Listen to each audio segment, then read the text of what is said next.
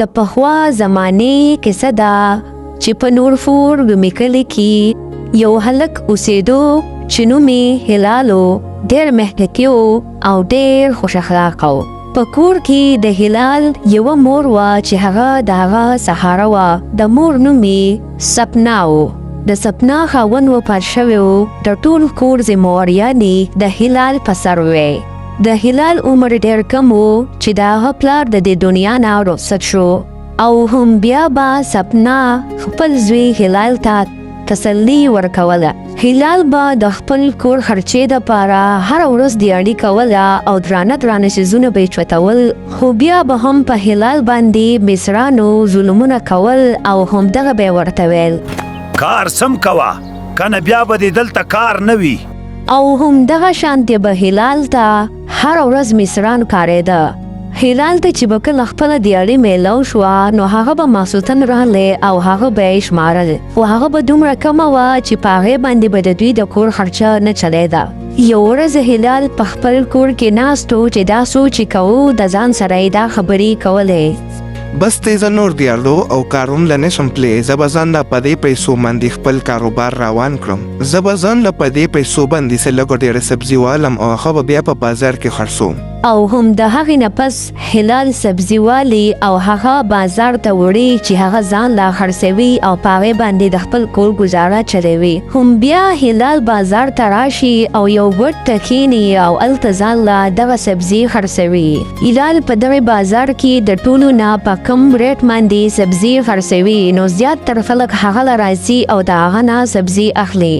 او هم د کلي نور تاجداران چې دا ویني چې ډېر په کم ریټ سره سبزي خرڅوي نو راشي او دلته دا خبره وکړي ماشومه دلته سبزي مه خرڅوه، ولې دا زموږ د زیرې او موږ دلته د وختي نه سبزي خرڅوو. ته دغه سبزي ډېره ارزانه خرڅوي، بیا زموږ نه څوک سبزي نه اخلي، نو مهرباني وکړه دلته سبزي مه خرڅوه. او هم هلال ته چې تاجداران دا خبرې وکړي نو هغه ډېر خفه شي. او هم د هغې نه پس بیا یو سیټ ته هلال ناست وي او ځان له دغه سبزي خرڅوي. او هم یو ورځ هلال سبزي خرڅه کړه چې لږه ورسره پاتې شوه او ډېر ناوخته و، نو هغه دا فیصله وکړه چې ده به کور ته لاړ شم او دا به سبا خرڅه کړم. او هم هلال بیا د خپل کور په طرف روان چې د یو کړکۍ سره ودرېږي چې ماشومان په تیزه سبق زوتوي. هلال چې کله دغه نظاره ویني نو هغه هم د سبق سره شوق پیدا شي او هغې ته غوږ کېږدي.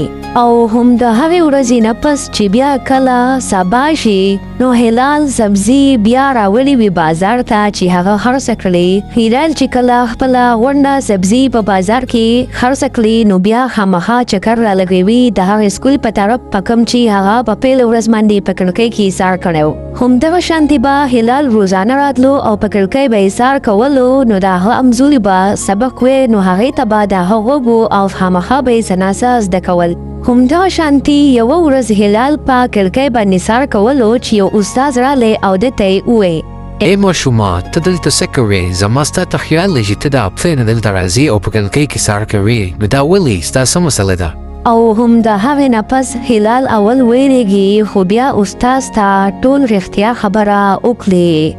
بچې ستاسو د ټول کور خرچه به زه تاله درکومه او ته دلته راځه او تعلیم حاصلوه. هم د سبا نه بازار ته مه ځه او هلته سبزیانې مه خرڅوه بلکې دلته راځه او تعلیم حاصلوه. صحیح ده؟ استاد جي ستاسو ډېره مهرباني چې تاسو زما دومره مدد کوئ. نه بچې په دې کې د مهربانۍ ځای نشته، بس دا د معنی الله مهربانه شو. او هم د هغې نه پس هلال په خوشحالۍ باندې کور ته روان شي.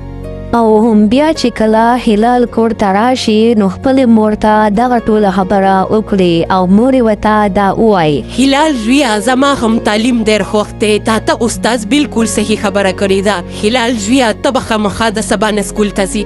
بیا چې کله هغه ورځ تېره شوه او په سبا سهار شو نو هم څنګه چې به نور ماشومان سکول ته سهار تله نو همدغه شانتی هلال هم ځان تیار کو او د سکول په طرف روان. د هلال هم زندگی فرورو بدلیدله ولې چې هغه هم د نورو ماشومانو په شانتې اوس تعلیم حاصلولو. او هم بل طرف ته د هلال له هغه استاد هم ډېر خوشحاله و. هلال به په خپل ټیم سره راتلو او په خپل ټیم سره بتلو او خپل تعلیم به حاصلولو. او هم بل طرف ته هلال به د تعلیم حاصلولو سره سره د خپل مور خدمت هم کولو. نو هلال به هر ماسوتن کم کار چې به هغوی ته په اسکول کې شوی و هغه به هغه هر ماسوتن دوهرا وهلو او بار بار به یې د هغې سټډي کوله. کله چې به سهار شو نو هلال به هم ډېر وختي د خپلې بسترې نه راپاڅېدو او هم هلال به د خپلې مور سره د کور کارونه هم کوله او بیا به د هغې نه بعد چې به وزګار شو نو بیا به د سکول په طرف روان شو او لا بله چې سکول ته بیا لاړ شي او همدغه شان تعلیم خپل حاصل کړي. هلال د سکول په سبق کې ډېر تکړه و نو چې کله به هم استادانو څه تپوس وکړو نو هلال به یې تر ټولو اول جواب ورکولو. یوه ورځ هلال په کلاس کې ناست و، کلاس یې هویستو او استاز ته یې وغوښتل چې استاز دوی ته دا خبره وکړه. بچو ستاسو دلته اوس اگزام سٹارټ کیږي، تاسو د هغې دپاره پوره تیاریانې وکړئ. زمون خو به اوس دا اگزام شروع شي خو ماله پکار ده چې زه نور هم دغه شانتې خپل محنت وکم. او هم بل طرف ته د ماسوتنې چې به نور واړه اوده وو نو هلال به په خپل کمر کې ناست او ځان له به یې سټډي کوله. او هم بیا چې کله اگزام شروع شو نو په هلال باندې هېڅ ټینشن نه و ځکه چې هغه ډېره سټډي کړې وه او هغه ډېر قابل و. همدغه شان تیر ټایم تېرېدو په منځ کې 3 هفتې تېرې شوې. هم 3 هفتې پس اوس د هغوی رزلټ و چې هغه دوی ته استاز وویل.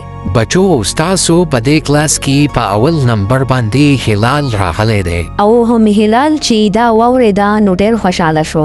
هم هلال چې بیا کور ته راغلی نو مور ته یې دغه ټوله خبره وکړه او مور یې ورته ډېره خوشحاله شوه. هلال زیا دغه شانتې خپل محنت جاري ساته، ستانه به یو ورځ ډېر غټ سړی جوړېږي د خیره.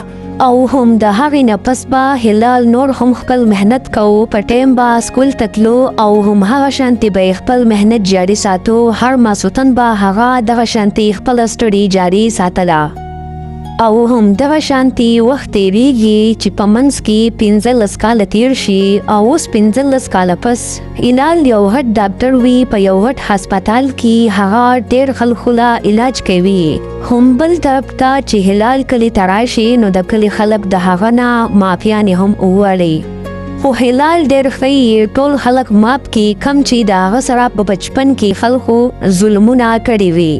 او هم د هغې نه پس هلال په خپل کلي کې یو هسپتال کولو کې په کم کې چې هغه اوس پرې علاج کوي خلکو له.